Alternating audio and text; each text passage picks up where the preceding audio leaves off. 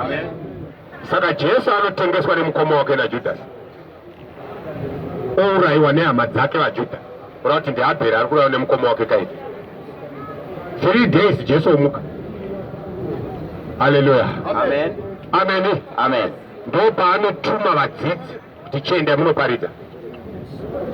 Vanhu vakuparidza kuti vanamate Mwari. Yes. Saka vadzidzi ndo vakanyorwa naJames pana chapter 1 verse 18. verse 18. Nokuda kwake Hanzi naJames nekuda kwake iye Mwari wakatibereka neshoko rezokwadi, akatibereka isusu neshoko rezokwadi kuti isu tiite sechibereko chokutanga chezvisikwa zvake. chiri mutorudi verse 18. Yeah. James chapter 1 verse number 18. Verse 18. Yeah. He chose to give us birth. He chose to give us birth through the word of truth, through the word of truth, that we might be a kind that we might be a kind of first fruits of all he created. Saka first fruits ndo first born. Yes. Saka mazuva ekuzvarwa kwaInosi first born ya Seti vanhu vakatanga kudana zita raJehovha. Saka pamazuva ekuzvarwa kwavaapostoli vachiberekwa neshoko vari first born yaMwari vanhu vakatanga kunamata Mwari panyika. Yes. Ndo zvaitaurwa muna Genesis. Amen. Amen. Saka Abel akanga ari a type of Christ. Saka ukazoverenga Hebrews chapter number 6 wakuona vasina kutadza nekudarika kwa Adam manje. Hey. Amen. Amen. Hey, kune vakatadza asi kune vasina. Yes. Hebrews chapter 6 verse number 1 verse 1 inoti naizvozvo ngatisiye shoko rekutanga kwa Kristu. Hebrews chapter 6 chapter 11 Hebrews chapter 11 verse 1. yeah. Zvinokutenda ndiro rusimbiso rwezvinhu zvatinotarisira nechiratidzo chezvinhu zvatisingaoni. Enzwa faith. Wanzwa description yefaith. Faith iri kunzi is a confirmation yezvinhu zvatinotarisira kuti zvichazovapo. Amen. Yes. Hallelujah. Amen. Hanzi nechi nechiratidzo chezvinhu zvatisingaoni. It's a sign yezvinhu zvatisingaoni. Ndoinonzi faith. Saka mukanzwa munhu akuzoti by faith I built this house.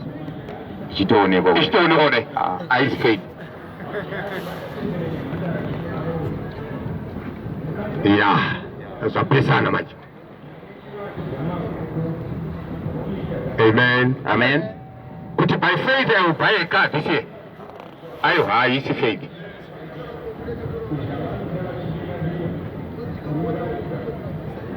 Yeah. Saka uone kunamata kuri panyika. Okay. Fura mberi. Verse 2. Yeah. Nokuti naiko nekutenda uko vanhu vakare vakapupurirwa zvakanaka. Nokutenda tinonzwisisa kuti nyika dzakanyatsorongedzwa nenzwi raMwari. naizvozvo zvinhu zvinoonekwa nyika dzatiri kuona idzi hazvina kuitwa nezvinhu zvinoonekwa. Mwari akasika nyika yaonekwi. Amen. Saka ndiye watakatarisira iye. Yopanoshanda faith. Amen. Amen. Hallelujah. Amen. Yes. Verse 4. Yeah. Nokutenda Abheri wakabayira Mwari chibayiro chakanaka kune chaKaini. Ndo zvakaita kuti chibayiro chaAbheri chigamuchirwe. Akazviita by faith. Yes. Amen. Amen. Saka Abheri akararama nefaith handiti. Saka urikuona parutaurwa zvefaith panguva yaAbheri. Murayiro wakanga uchigere kuuya paMount Sinai. Yes. Asi Abheri akapupurirwa nekutenda. Chibayiro chake chikagamuchirwa nekuti akachibayira nekutenda. Akapupurirwa kunzi akaita zvakanaka. Amen. Amen. Law yanga isati yauya. saka kuti Abel haana kunamata Mwari nenzira yemurayiro Yes. sezvakazoita Moses. Amen. Amen. Haleluya. Amen. Saka zvinoratidzei, zvinorevei izvozvizvi zvokuti Abel akararama nekutenda murayiro unobva wazouya vaIsraeri unobva wararama nemurayiro? Zvinorevei? Zvinoreva kuti kutenda kwakatangira law kuvapo. Yes. Inzwa. Saka ndiri kuti Old Testament yakatangirwa kuvapo neNew Testament.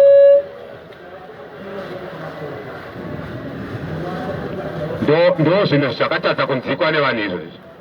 Old Testament yakatangirwa kuvapo neNew Testament. Vakati pakuuya kuzopuhwa kuvaIsraeri yakatanga kuuya kuzopuhwa kuvaIsraeri eOld Testament paMount Sinai. Asi New Testament yakanga yatanga kuvapo Old Testament isati yapo. Nokuti vana Abel vakafamba nayo faith. Faith ndio New Testament. Amen. Amen. Vana Enoch vakafamba nefaith. Vana Abraham asi murayiro havauzivi. Saka zvoreva kuti New Covenant yakagara iripo, Old Covenant ndobva yazouya later. Yes. Ndosaka unzwa Pauro pana vaGalatia chapter 3 ari kuti sungano yakasimbiswa kare naMwari. Inzwa verse 17. Yeah. Zvino ndinoreva chinhu ichi ndichiti. Anda Pauro ndoreva chinhu ichi ndichiti. Sungano yakasimbiswa kare naMwari. Covenant yakaestablishwa kare naMwari. Haitorerwe simba rayo nomurayiro wakazoteera. Murayiro wakazoteera. Makore 433 kupfuura kuti chipikirwa chikoneke. Azviite. Saka law yakazouya 430 years after faith. Saka law haigoni kutorera faith simba. Yes. Simba raisingatorere faith nderipi? Riri kureva kuti hazviite kuti zvizonzi nhaka inobva kumurayiro, inobva kufaith, nekuti faith ndiyo yakatanga kuvapo. Yes. Saka murayiro haugoni kutorera faith simba rekudyarisa vanhu nhaka yeupenyu isingaperi. Yes. Saka hakuna nyama inoruramiswa nemurayiro pasi pedenga. Hakuna munhu anogara nhaka nekuchengeta murayiro. Hey. Amen. Amen. Hallelujah. Amen. Hey. Ya, saka kunamata Mwari kwakaoma. Saka vana vanoti zvakaoma sekunamata vari vachitaura vaya.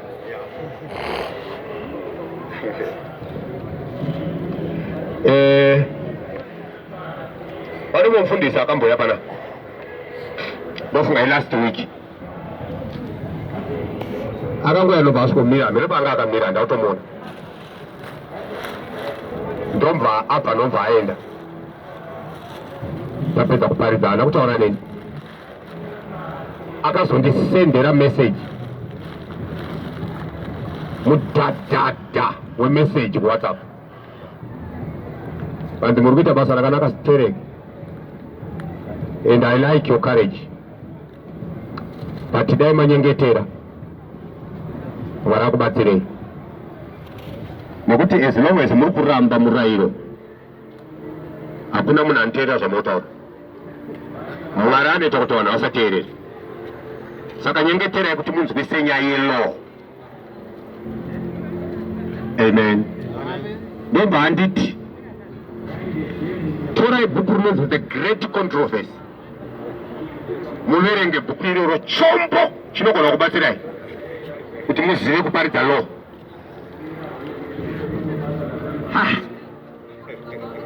Saka ndakabvunza mubvunzo kuna mufundisi ye, ndikati kune munhu here angagona kudzidzisa law kudarika Paul? Ndobva anyarara for 2 days. Rechi3 ndobva azopindura one word answer zvikanzi Jesus. Ndikati zvakanaka. Kana Jesu akanga adzidzisa more than Paul, why would he send Paul kuti aende kunodzidzisa? Because Paul auya after Jesus. Kana Jesus anga adzidzisa zvakakwana, Paul aizomutuma kunodzidzisa chii? Nekuti Paul akatumwa naJesu. Haleluya. Amen. Mubvunze wakamudzingaika ndobva andikotera mavhesi aitaurwa naPaul about the law.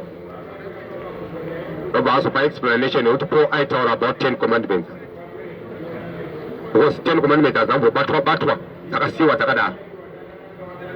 Ndikati okay, ndikaenda kubvunza mumwe mubvunzo. Paul anotaura achiti hatiti takakwana isu timene, asi kukwana kwedu kunobva kuna Mwari.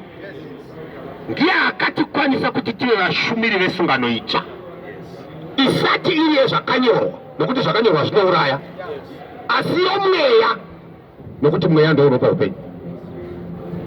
Saka zvaikwanisika here mufundisi kuti Paul is a minister of the new covenant, operates about the 10 commandments of the old covenant?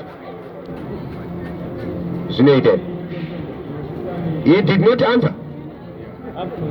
Akazongoti ndichauya potozokurukura nanhasi.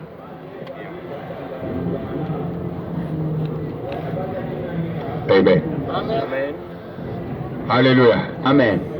Nai pane munhu anganzi mushumiri munew covenant, oparidza old covenant.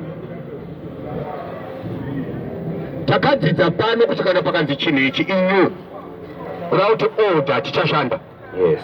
Nokuti vaRoma chapter, Hebrews chapter number 8 verse number 13 inotaura zvakanaka, yakajekesa nyaya iyoyo.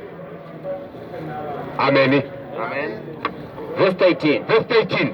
Zvaanoti, Mwari zvaanoti, sungano itsva, ndichaita sungano itsva nemba yaJudha uye nemba yaIsraeri. wakasakadza yokutanga. Akatanga asakadza sungano yekutanga. Zvino chinhu chosakara, Chinhu chosakara chova chakare, chakare choda kurova.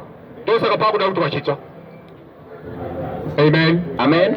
Saka Jesu akuita sungano itsva asakadza yekutanga yanga ine mirayiro 10 nemimwe mirayiro yese yaisapota 10. Anoti I give you a new commandment. So a new commandment is for the new covenant. What is the new commandment? That you should love one another as I loved you. This is the law of the new commandment. Saka ndiyo law yaipurichwa naPaulo iyoyo, achitaura kuti zvese nhanda yekusauraya. Ndakamba ndamukotera Romans chapter 8 verse number 13. Romans chapter 13 verse number 8. Ndakamukotera ndobva ndamusenda ndikati Paul apa aiti kudii, nokuti muri kuti Paul hanambobata 10 commandments, akatisiya dzakadaro dziri intact. Amen. Amen. Chapter 13 verse 8 yavaroma. Verse 8. Inoti musava nechikwereti nemunhu, musava nechikwereti nemunhu, asi chokudanana. nokuti unoda mumwe, nokuti anoda mumwe wazadzisa murayiro. Yesu akati musafunga ndakauya kuzoputsa murayiro kana waprofita, asi ndakauya kuzozadzisa. Yes. Paulo ari kuti kunonzi kuzadzisa murayiro kuda. Saka Mwari wakada nyika nokudaro kuti wakapa mwanakomana wake. Yes. Saka Jesu ndokuzadzisa kwakaita chi murayiro kuti akatida. Yes. Hey. Amen. Amen. Unoda mumwe wazadzisa murayiro. Verse 9. Yeah. Nokuti izvo zvokuti usaita upombwe, thou shalt not commit adultery, ita commandment right? usauraya, Thou shalt not kill, usaba, thou shalt not steal, usachiva, thou shalt not covet, kana murayiro upi kana kutichengetedza zuva reSabata rive dzvene, kudza baba vako namai vako, usava nomumwe Mwari kunze kwangu. Murayiro upi neupi zvakaunganidzwa pashoko rekuti udewo kwako sezvaunozvida iwe. Paulo apedza ne10 commandments.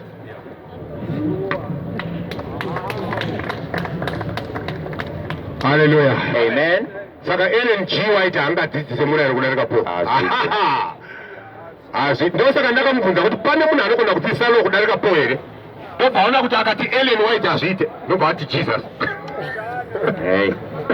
Ndikati dai Jesu akadzidzisa law kudarika Paul, aizotuma Paul kuti ndondodzidzisa vanhu.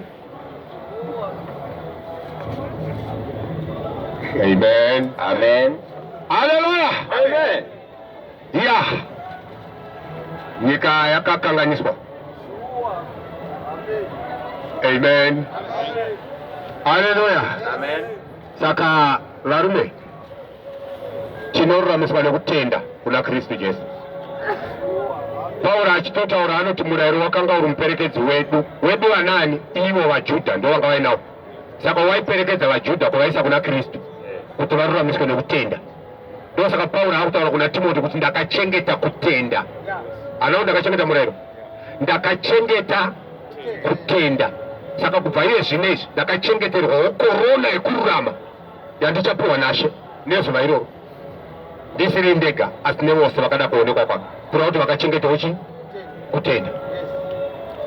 Ndosaka Judha achiti inzwa verse 3 varume havana kutaura zvemurayira. Jude verse number 3. Verse 3. Yeah. Vadikanwa. Ndakati ndichishingaira zvikuru kuponeswa kwedu tese. Ndakaona kuti ndinofanira kukunyorerai. Ndichikurayirai. Kuti murwire kwazvo kupiwa vachenekamwe. Munorwira murayiro.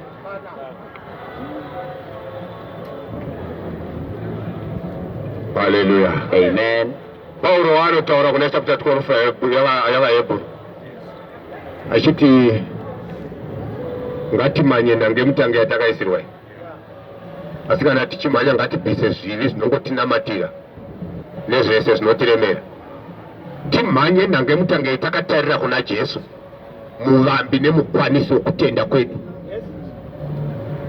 Hallelujah. Amen. Amen. Jesu haasi muvambi nemukwanisi womurayiro, muvambi nemukwanisi wekutenda kwedu. Saka makanyorwa naJudhi kuti murwire kutenda. Sei Judhi ainyora kuti vanhu varwire kutenda? Chii chaiitika ndechekuti kutenda kwairwiswa nemurayiro. Saka aitaura vakanga vatenda kuti defend thy faith, because law iri kuataka faith. Amen. Anyway, law inoataka faith. Inzwa vaGalatia chapter 4. Hey. Hallelujah. Amen. vaGalatia chapter 4 verse 27. Galatia chapter 4 verse 21. Verse 21. Yeah. Ndiudzei. Paulo aitotaura nevarume vanga vari paGalatia. Varume ava vanga vari vaJudha vakanga vatenda kuivhangeri yaKristu. Vatenda kuivhangeri yaKristu ndokubva Paulo aenda semunhu aifamba nevhangeri. Ndobva paGalatia pasara posvika vaJudha vaiita zvemurayiro.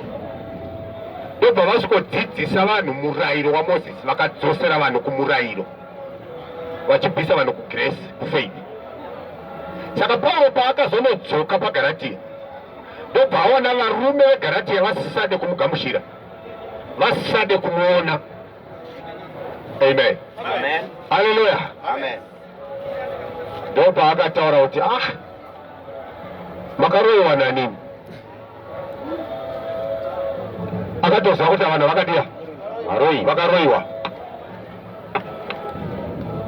Imi makaparidzwa Kristu pachena pamberi penyu akaroyiwa pamuchidya. Ndiye ndakakuroyai kuti mudzokere kuna nyaya dzemurayiro. Amen. Amen. Vakapasvika vaJudha vanga vadzidzisa vanhu kuti apo akarasika, vadzokere kumurayiro madzibaba edu. Ndobva vanhu vadzoserwa kumurayiro. Saka Paulo pakauya vanga vasade kumuona. Ndosaka akazonyora kuti ndinoshamiswa kuti munokurumidza mukadai kupandukira munhu akakudanai munyasha dzaKristu, kuti mutsaukire kune imwe ivhangeri isati iri imwe, asi kuti kuna vamwe varume vakauya kwamuri vanokukanganisai, vaida kushandura ivhangeri yaKristu. Amen. Amen. Hallelujah. Amen. Saka panapa kuti ndiudzei imi munoda kuva pasi pemurayiro, hamuteereri murayiro. Marume, imi munoda kuva pasi pemurayiro, ndiudzei, asi hamuteereri murayiro wacho vanhu. Yeah. Mashoko aya anoreva kuti ukaona vanhu vachirwira kuva pasi pemurayiro, chikonzero chekuita kuti vadaro ndechekuti havateereri murayiro wacho. Yes. Havaunzwe kuti uri kutaura kuti saka vanoda kuva pasi pemurayiro nokuti havateereri murayiro. Yes. Ukateerera murayiro uende pasi pawe, unoita zvaunoreva. Yes. Amen. Amen. Hallelujah. Amen. Ndiudzei munoda kuva pasi pemurayiro, hamuteereri murayiro here? Nokuti kwakanyorwa kuti Abrahama wakanga ana vanakomana vaviri. Yaitodudziro yezvaireva murayiro yakanga yakanyorwa. Yes. Amen. Amen. Abrahama akanga ane vanakomana vaviri, mumwe womurandakadzi mumwe womukadzi wakasununguka zvino womurandakadzi zvino mwanakomana womurandakadzi wakaberekwa nenzira yenyama asi womukadzi mwanakomana womukadzi akasununguka wakaberekwa akaberekwa according to the promise of God. zvinhu izvi zvavanakomana vavira zvinofananidzira nokuti vakadzi ava vaviri mai eva naye ari mairaya isungano mbiri imwe inobva pagomo resinai inobereka vana vohuranda ndiye Hagari mai vaishmaeri. zvino hagari ndiro gomo resinai riri kurenje reArabia rakaenzana nejerusarema rekumiddle east, nokuti uri pauranda iye nevana vake. zvino jerusarema riri kumusoro kudenga kumusoro rakasununguka ndivo mai Sara mai vedu, nokuti kwakanyorwa kuchinzi fara iwe usingazvari usingatambudzike, pururudza udanidzire iwe usingatamburi nokubereka nokuti vana vomusiwa nokuti mukadzi akanga akanzi ucharwadziwa nemimba pakupona. Saka fara iwe usingatambure nekubereka uye arwadziwe. Yes. Amen. Asiyana nevari kuchema kunana parenyorwa uye arwadziwe. Sara arwadziwe nekubereka. Amen. Haleluya. Amen. Yes. Zvino alright, nokuti vana vemusiwa vazhinji ari kunzi musiwa, mukadzi akasiyiwa nemurume akuenda kusmall house. Saka akasiyiwa nemurume ndiSara, Abrahama akuenda kuna Hagai. Amen. Ati shoko riri kuti vana vaSara vazhinji kudarika vaHagai ane murume. Yes.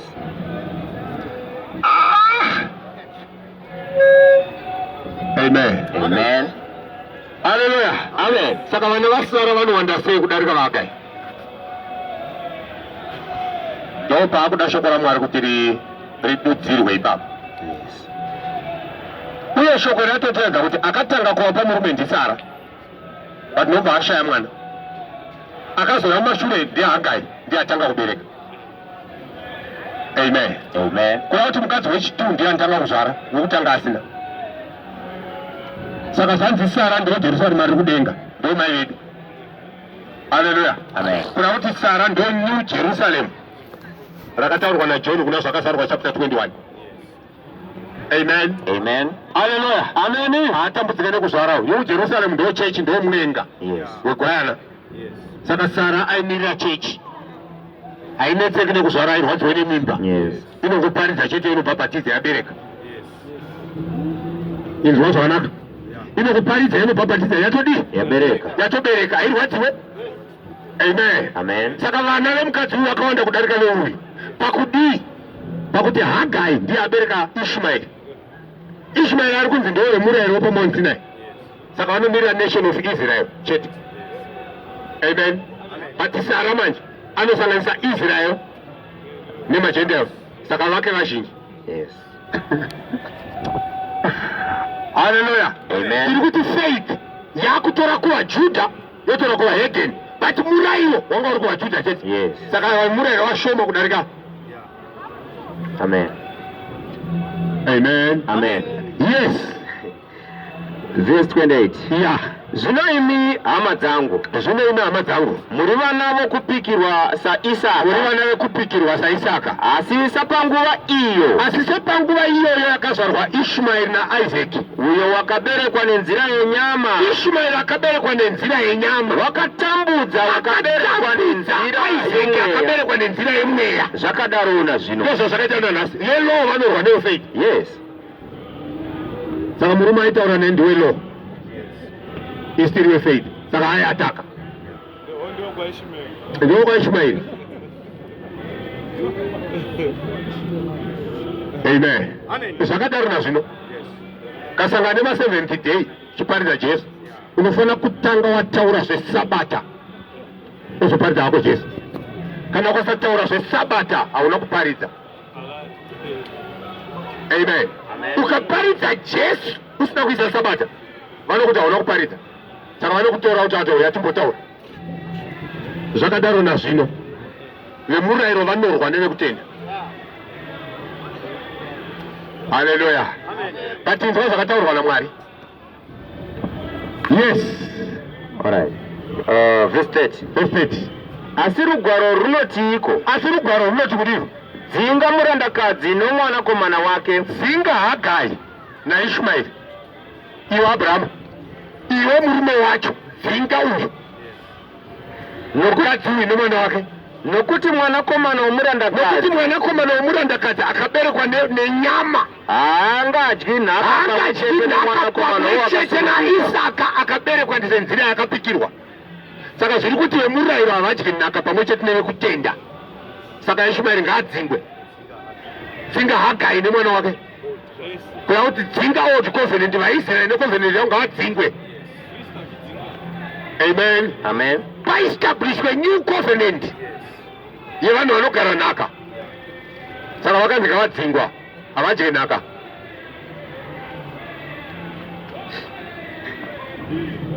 Angambotaura paGalatia chapter 2 verse 21.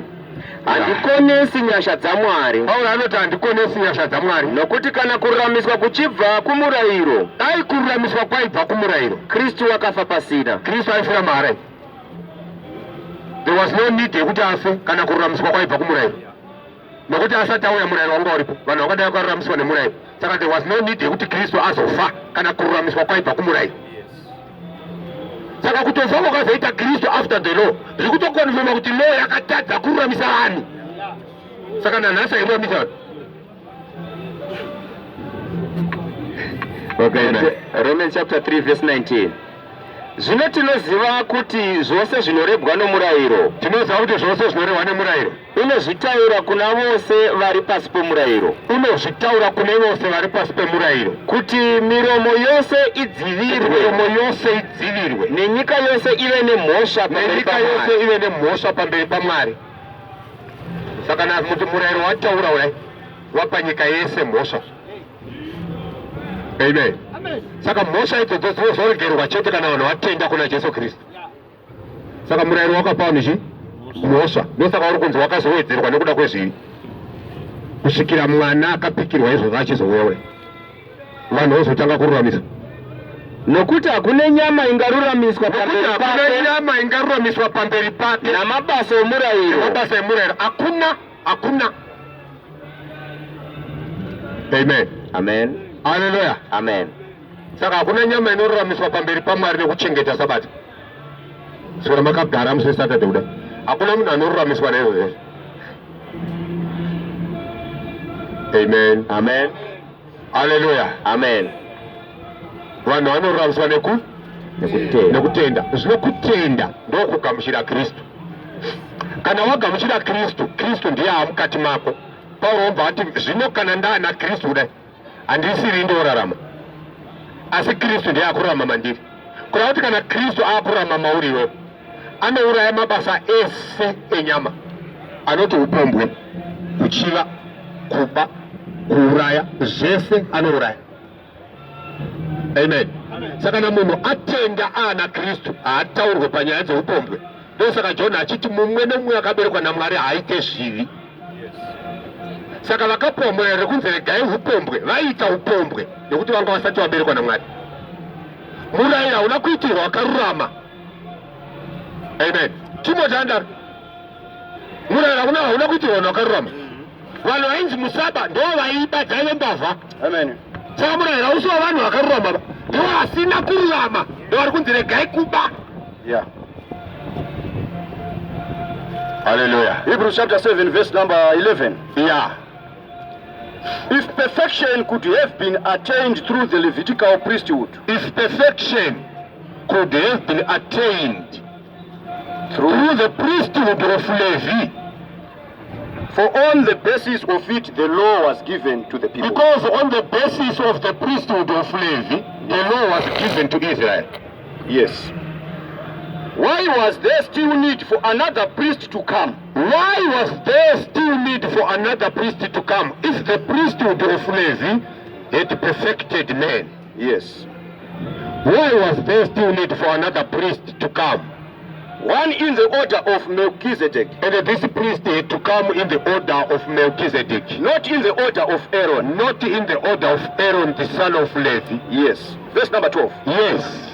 For when there is a change of the priesthood, When there is a change of the priesthood is now being changed from Levi to Judah. yes, Uprista wachinjwa. yes, there must also be a change of the law. There must also be a change of the law. Yes, Amen. yes, Saka pakachinja uprista kubva kuna Levi wakuenda kuna Judah. Law yakamba yadiyo yachinjawo. Judah ashande nelaw yaishanda na Levi. Hallelujah. amen, Amen. amen, Saka Judah ndiani? Paulo anoti zvinoonekwa pachena kuti ishowo ndi Jesu akabva kuenda yaJudha.